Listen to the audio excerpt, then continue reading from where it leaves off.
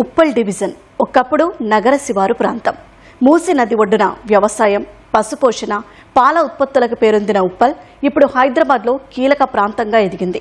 Metro రైలు, skyway, పరిశ్రమలతో అభివృద్ధి దిశగా అడుగులు వేస్తోంది. కానీ ఎంత ప్రగతి సాధిస్తున్నా అభివృద్ధి ఫలాలు మాత్రం డివిజన్ ప్రజలకు అందరి ద్రాక్షలాగే మారాయి. అరకొర మౌలిక వస్తువులతో సతమతమవుతున్న ఉప్పల్ డివిజన్ ప్రజల కష్టాలపై నేటి మన డివిజన్ స్పెషల్ స్టోరీ.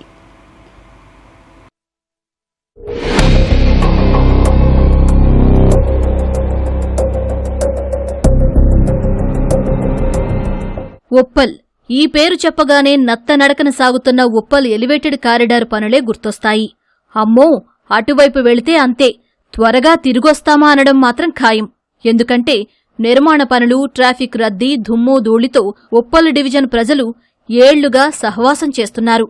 నగరంలో కీలక ప్రాంతంగా మారి వ్యాపార, వాణిజ్యాలకు, పరిశ్రమలకు కేంద్ర బిందువుగా నిలుస్తూ అభివృద్ధిలో దూసుకెళ్తున్నప్పటికీ ఏళ్లుగా సాగుతున్న ఉప్పల్ నారపల్లి ఎలివేటెడ్ కారిడార్ పనుల్లో జాప్యం వల్ల ఉప్పలుకు తిప్పలు తప్పడం లేదు. ఉప్పల్ కూడల నుంచి హబ్సిగూడ, రామంతపూర్, నాగోల్, ఘట్కేసర్ వెళ్లే ప్రధాన మార్గాల్లో నిత్యం ట్రాఫిక్ రద్దీతో వాహనదారులు తీవ్ర ఇబ్బందులు పడుతున్నారు.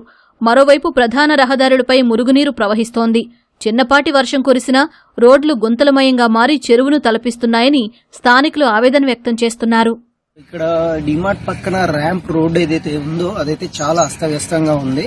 అక్కడ ఏమవుతుందంటే ఇలా ర్యాంప్ గా ఉన్నప్పుడు బైక్ లో వచ్చే వాళ్ళు కూడా రోడ్లలో గుంతల్లో ఇట్లా వెళ్తూ బైక్ కంట్రోల్ తప్పి కింద పడే సిచ్యువేషన్ ఉంది. సో ఆ రోడ్డు మాత్రం చాలా ప్రాబ్లమేటిక్ గా ఉంది. సో వీలైనంత వరకు తొందరలో దాన్ని క్లియర్ చేయాలి.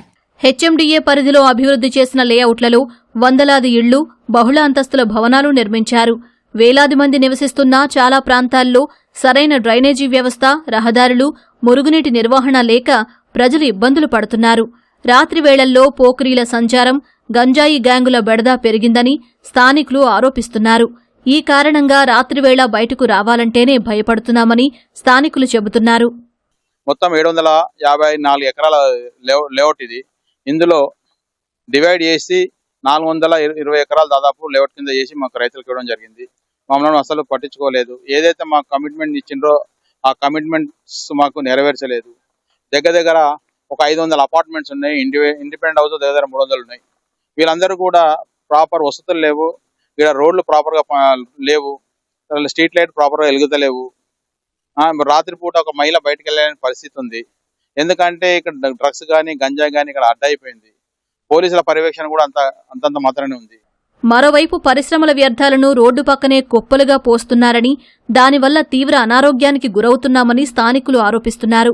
ఫ్యాక్టరీల నుంచి వెలువడే కాలుష్యంతో మంచినీరు కూడా విషంగా మారుతోందని స్థానికులు వాపోయారు. ఇప్పుడు 150 రోడ్ అని చెప్పి నాగోల్ మెట్రో నుంచి అలికేపురకు పొడిగించడం జరిగింది. నాలా పక్క పంటి ఉన్న గతంలో ఫెన్సింగ్ తీసేసి కొత్త ఫెన్సింగ్ గా నేస్తున్నారు. మొత్తం అక్కడ ఉన్న డంపింగ్, మట్టి వ్యర్థాలను తీయకుండా మళ్ళీ ఫెన్సింగ్ చేస్తున్నారు. కోట్ల రూపాయలు గవర్నమెంట్ సొమ్ము వృధా అవుతుంది. దానికి తోడు రోడేమడి కృష్ణా ఫార్మా, జెర్సీ ఇలాంటి కంపెనీలు గతంలో బ్లాస్ట్ అయినప్పుడు తీసేస్తామని చెప్పారు. అతను డ్రమ్ముల కొద్ది వ్యర్థాలను రోడ్డు మీద పోసి రీసెంట్లీ ఒక 10 రోజుల బ్యాక్ పోస్తే మేము అడ్డుకోవడం జరిగింది. దానివల్ల మంటలు, విపరీతమైన బాడీలో పెయిన్స్, మంటలు, ముక్కులు, కళ్ళు ఖరాబ్ అవడం అలాంటి జరుగుతుంది. పక్కన జనాలు ఉండడం వల్ల లక్ష్మీనారాయణ కాలనీ, దేవేంద్రనాథ్ కాలనీ ఇలాంటి బస్తీలలో ఆ పొగతోని వాటర్ పొల్యూటెడ్ అవుతుంది. తాగే వాటర్ పైన ట్యాంకీలు పెడితే దాంట్లోకి వెళ్ళిపోవడం వల్ల దానివల్ల రోగాలు వచ్చే అవకాశం ఉంది. గతంలో జెర్సీని తీసేయమని చెప్పి తీయట్లేదు. తర్వాత అదేవిధంగా కృష్ణా కెమికల్ కంపెనీ అక్కడి నుంచి వ్యర్థాలన్నీ నాలాలకు వదులుతున్నారు. ఈ సమస్యలపై అధికారులకు, ప్రజాప్రతినిధులకు ఎన్నిసార్లు చెప్పినప్పటికీ ఇప్పటి వరకు పరిష్కరించడం లేదని స్థానికులు ఆరోపిస్తున్నారు.